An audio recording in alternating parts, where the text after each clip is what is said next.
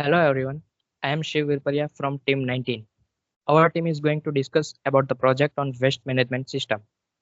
Our team has 4 members, namely Shivraj, Neel, Parth and Shiv. The presentation is mainly divided in 4 parts like unique features, relational and ER diagram, relational algebra queries and SQL queries. I would like to start with unique features. First unique feature of our project is that we are using MQTT protocol, that is message queuing telemetry transport, instead of Wi-Fi. MQTT protocol uses publish subscribe architecture. Also it has short header compared to HTTP. MQTT is also lightweight and uses less battery as compared to HTTP. One more unique feature is we are using Twilio API, which can send and receive SMS messages, track the delivery of sent messages, and also can retrieve and modify message history. Also, we are separating dry. The reason behind is that dry waste like aluminum foil, Tetra Pak, or plastics, which are hard to biodegrade, but we can use it to recycle and create a new product. Also, composable items like stale food, fruits, vegetable peels, flower waste, etc., which fall under the wet waste category, and we can convert it to compost or biogas. If the bin is overfilled, then it creates many problems like air pollution, respiratory disease, which affects our health. To make this thing less effective, we have to stop overfilling of bins, which is one of the feature of our project. Last but not the least feature is we are using various sensors like moisture sensor, which is used to sense the moisture content of the waste, and ultrasonic sensor, which is used for measuring how much amount of bin is filled. For connecting all these sensors, we have used Raspberry Pi. Now going further and talking about goals to achieve of this project is to minimize the cost of hardware for providing efficient services. Also, to reach a place where the bin is located, there are many paths available. We need to find the optimized route to reach the place and send that route to drivers. One more goal is that we need to increase ultrasonic sensors range to measure up to 1 meter in depth. And lastly, our main goal is to try this system working in one city and then replicate the same in multiple cities. Now, ER diagram, I would like to hand over to Shivraj.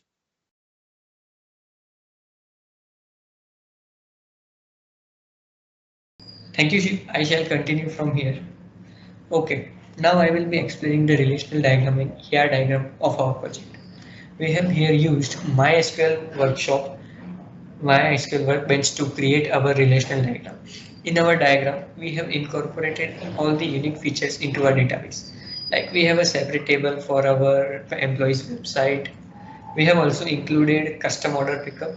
That is, if a customer wants to get their dustbin dustbins garbage picked up at their convenient timing, we are maintaining for that of the orders table for that only. And as a backup, we have also maintained a maintenance table in which the SMS API Twilio will be embedded. This API will become active whenever there is an internet crash or there is some crash in the sensors is observed. So the Twilio API will become active and send the SMS as soon as the error is observed. We have also maintained the data of sensors. So we are always aware of sensors and dustbins waste percentage conditions.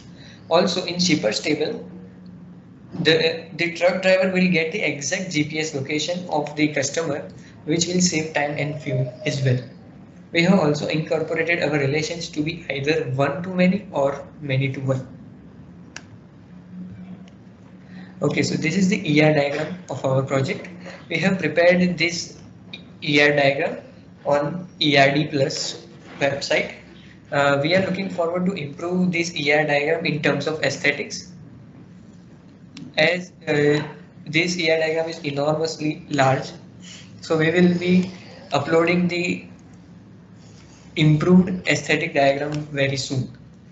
Now I would like to pass on to Parth Salat to explain the relational algebra queries. Thank you. Thank you, Shivraj, for beautifully explaining the ER and relational diagrams. Now, moving on, I would explain the relational algebra queries. So these are the 4 queries designed by our team, and each of the queries has something unique incorporated in it. Moving on to the relational algebra queries, they are arranged in sequence. So the first one, in this first one, we are renaming the output table as mail area and the attributes as ID and customer name.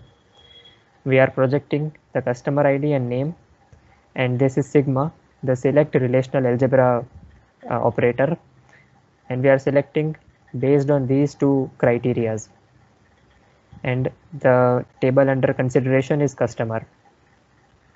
In the second query, we are projecting customer ID and area ID and selecting based on this criteria, and this is the OR operator, and in this we have considered customer and complaint tables Cartesian product. In the third query, we have renamed the output attributes as ID and area, and I have projected customer ID and area ID, and the select operator will select those rows which satisfy these conditions. This is the end, and the tables under consideration are joined by join. In the fourth and the final query, the output projected is summed up. The two columns, pressure sensor and ultrasonic sensor, are summed up into a single column called sensor reading, and Raspberry Pi is also displayed on the output. The table under consideration is sensors. From here, I would ask Neel Solanki to continue.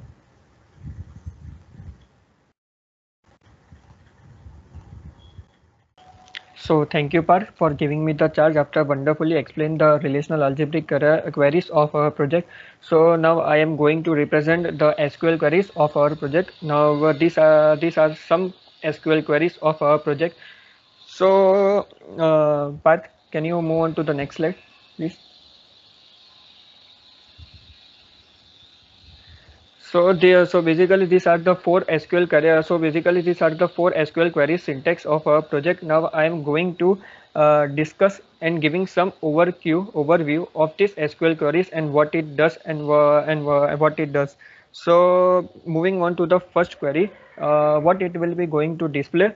It displays the unique customer ID of from the customer table where at when the pressure sensor reading is more than the ultrasonic sensor. So now in this syntax, so firstly it will be doing Cartesian product between the customer and the sensor table, and it will be select all distinct, which means different customer ID from the customer table at when the pressure sensor is greater than the ultrasonic sensor.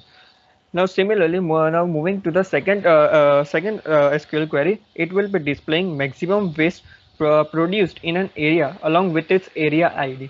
So here we are doing firstly group by of an area ID of in a custom waste produced table.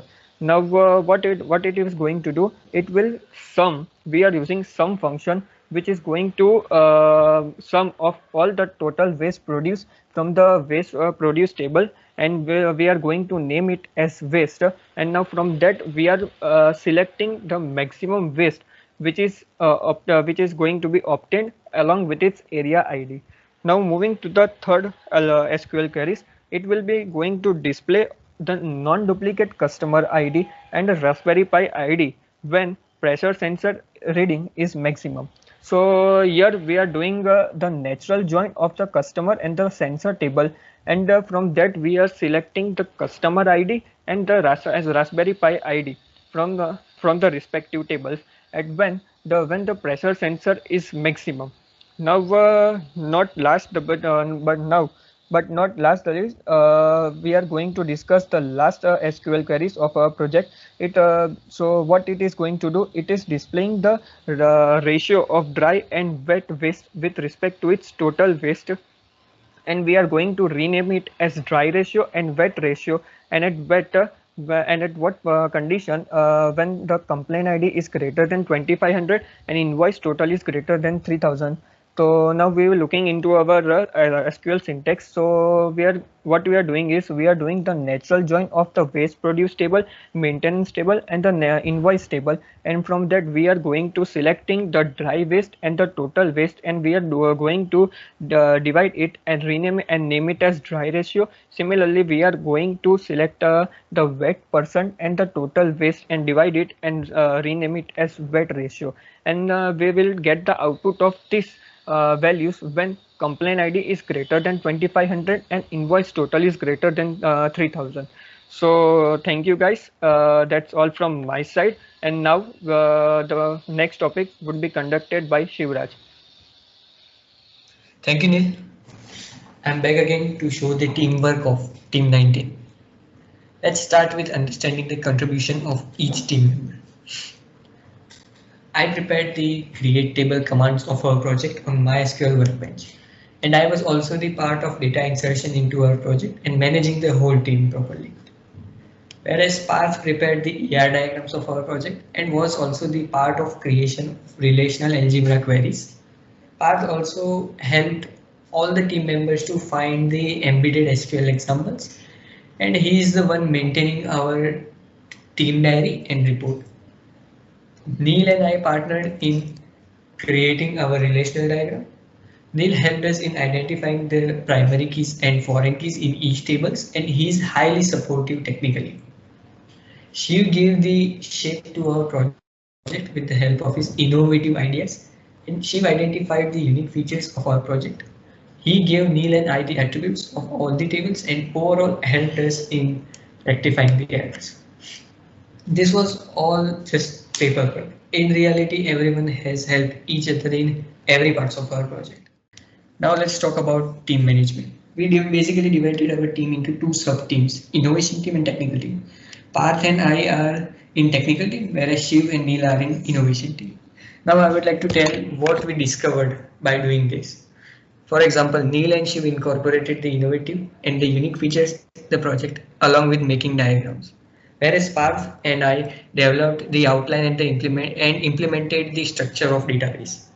We also discovered how time saving could this be, the dividing of innovative and technical part. So we found a lot of ways to save times. We basically did our communications via WhatsApp, Microsoft Teams, conference call, and our favorite platform was Discord. So we mostly had our meetings on Discord only. Brainstorming was also one of the part. Brainstorming discussions were held to produce ingenious ideas. And also, Workbench is very buggy. So due to this team management, all of us were the part of to solve the bugs, while inserting rows into MySQL Workbench, sometimes it would not return any rows. So we all sat together and solved all this error. This is an example of our team management. Thank you. Now I would like to pass on to Parth to explain the embedded SQL examples. Thank you, Shivraj.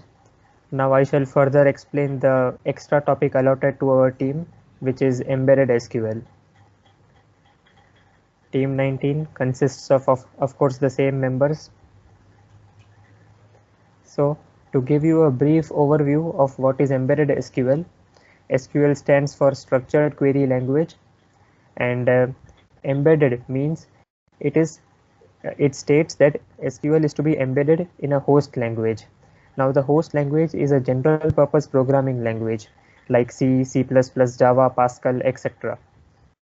Now, what is the need of embedding an SQL language in a general purpose programming language? The reason is that SQL is not as powerful as any of the general purpose programming languages available. Secondly, there are many declarative actions such as interacting with the user, sending the result to a GUI, or printing a report, which we cannot do using SQL. But on the other hand, the general purpose programming languages can easily do it. For them, it's a low-hanging fruit. There are many queries that we can express in C, Pascal, COBOL, and many more, but we cannot express in SQL. Now, what is embedded SQL in short?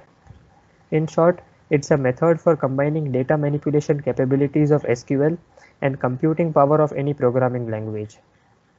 The code of embedded SQL is parsed by a preprocessor and is replaced by a code that is understood by the host language, and it is embedded into the main code, which is compiled by the compiler of the host. Now, to further emphasize the need for embedding SQL in DBMS, here are some points. The result of a query is made available to the program, which in turn passes it to the host language. The host language uses its computational ability to find out which tuples or records would make out to the output. For identification of this, that is the embedded SQL code, the embedded SQL code starts with exec SQL command and ends with the end exec command. Its statements are declare cursor, fetch, and open statements.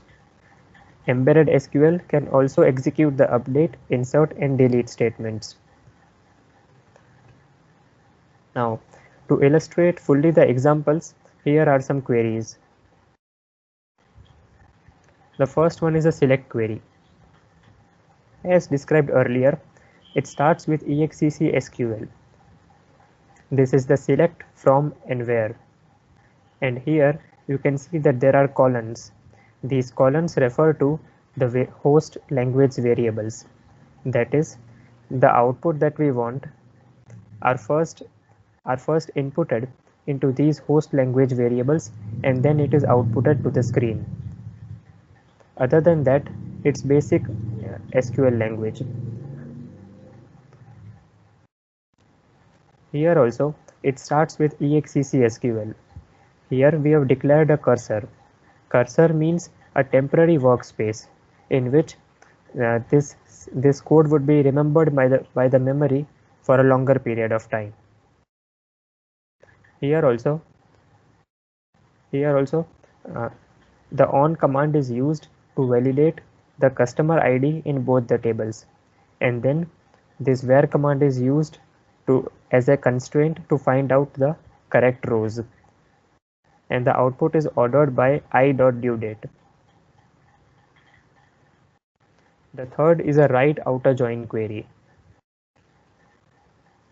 The write outer join query can also be rewritten as a left outer join by reversing the order in which tables are listed. Here also we have declared a cursor, and other statements are basic SQL statements. Now, the final query is a subquery. Similar to previous cases, here is the exec SQL declaring a cursor and the rudimentary SQL. But the new thing to notice here is that we are using a subquery. Subquery is placed here between the parentheses. The motive of this query is to find out the total wastes which are above the average total waste, and the output is ordered by waste full date. These are the references and resources our team used to build this presentation. Thank you. That's all from Team 19.